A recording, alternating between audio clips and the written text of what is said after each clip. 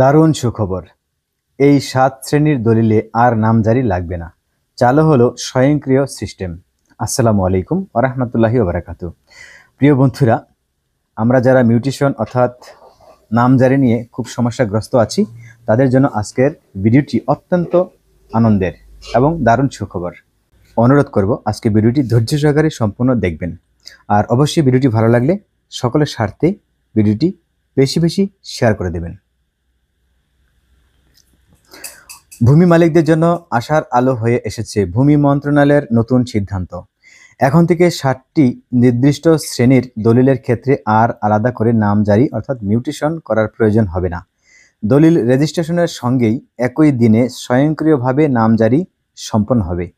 এই উদ্যোগের মাধ্যমে দীর্ঘদিন ধরে চলা হয়রানি, বিলম্ব এবং অতিরিক্ত ব্যয় কমিয়ে আনতে যাচ্ছে সরকার।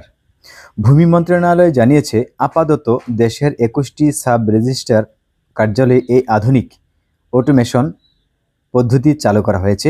জুলাই মাসের মধ্যে দেশের সব সাব রেজিস্ট্রি অফিসেই এই কার্যক্রম চালু করার পরিকল্পনা রয়েছে। কোন কোন দলিলে লাগবে না নামজারি?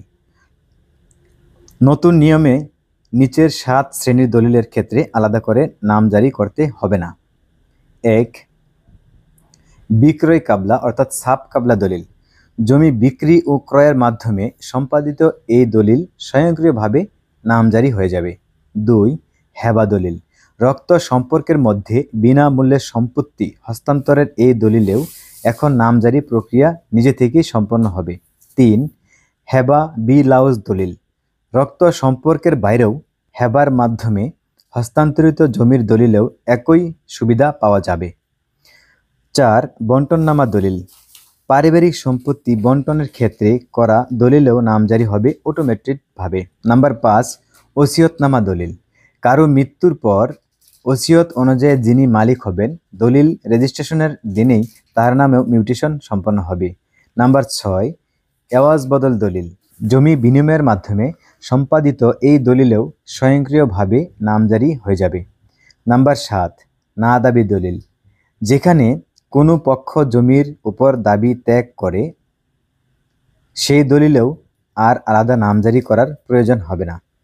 কিভাবে কাজ করবে নতুন পদ্ধতি? এবার আসা যাক সে সম্পর্কে আলোচনা। এখন থেকে সাব রেজিস্ট্রার অফিস ও উপজেলা এসি অফিসের মাধ্যমে আন্তঃসংযোগ স্থাপন করা হয়েছে। ফলে দলিল রেজিস্ট্রেশনের সঙ্গে সঙ্গে নামজারি তথ্য ভূমি অফিসে পৌঁছে যাবে এবং একই প্রক্রিয়ায় তা নিবন্ধিত হবে। আগে দলিল রেজিস্ট্রেশনের পর ভূমি অফিসে আলাদাভাবে আবেদন করতে হতো নামজারির জন্য, যা ছিল সময় সাপেক্ষ, ব্যয়বহুল এবং দুর্নীতিপ্রবণ। নতুন এই ডিজিটাল পদ্ধতি সে ভোগান্তি থেকে জনগণকে মুক্তি দেবে। কারা কারা এই সুবিধা পাবেন? এই সুবিধা শুধুমাত্র নতুন দলিল রেজিস্ট্রেশনকারীদের জন্য প্রযোজ্য হবে। পূর্বে যারা দলিল করেছেন তাদের আগের নিয়মে নামজারি প্রক্রিয়া সম্পন্ন করতে হবে। সরকার কি বলেছে এ ব্যাপারে? ভূমি মন্ত্রণালয়ের এক কর্মকর্তা বলেন, ভূমি মালিকদের ভোগান্তি লাঘব করতে এবং স্বচ্ছতা ও জবাবদিহিতা নিশ্চিত করতেই এই যুগান্তকারী পদক্ষেপ নেওয়া হয়েছে। অটোমেশন প্রক্রিয়ায় জালিয়াতির ঝুঁকিও অনেকাংশে হ্রাস পাবে। উপসংহার: সারা দেশব্যাপী এই আধুনিক পদ্ধতি চালু হলে জমি রেজিস্ট্রেশন প্রক্রিয়া আরও সহজ, সচ্ছল ও সময় সাশ্রয়ী হবে। ভূমি মালিকদের দীর্ঘদিনের ভোগান্তি লাঘবের এই উদ্যোগ নিঃসন্দেহে একটি যুগান্তকারী সিদ্ধান্ত হবে। আশা করি ভিডিওটি সম্পূর্ণরূপে বুঝতে পেরেছেন। যদি কোনো সমস্যা থেকে থাকে ভিডিওটি পুনরায় দেখে নেবেন, তাহলে ভালো করে আপনারা জিনিসটি বুঝতে পারবেন। আর পরিশেষে এটাই বলবো, সরকার যে উদ্যোগটি নিয়েছেন আসলেই আমাদের এরকম একটা আশা অনেকের মনে ছিল হয়তোবা। বিশেষ করে আমি অনেকদিন এই জিনিসটা নিয়ে ভাবছিলাম যে একই সাথে যদি রেজিস্ট্রেশনের সাথে সাথে মিউটেশন প্রক্রিয়াটা হয়ে যায়, সময় যেরকম বাঁচবে, দুর্নীতি কমবে, অর্থেরও অপচয় রোধ হবে এই দেশে। তো অনেক অনেক ধন্যবাদ সরকারকে যে এরকম সুন্দর একটি সময় উপযোগী পদক্ষেপ হাতে নেওয়ার জন্য।